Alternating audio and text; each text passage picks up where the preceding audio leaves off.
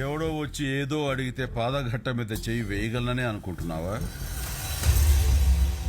ధర్మస్థల నుంచి పాదఘట్టానికి వెళ్ళాలంటే జీవధార ఒక్కటే దాటితే సరిపోదు. ఈ ఆచార్యుని కూడా దాటాలి.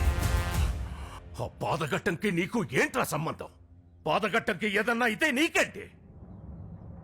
దివ్య వనమొక వైపు, తీర్థ జలమొక వైపు, నడుమ పాదఘట్టం.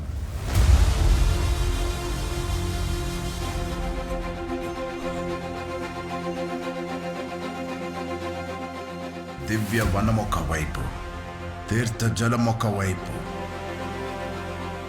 నడుమ పాదఘట్టం. అణువణువు ఈ మన్ను,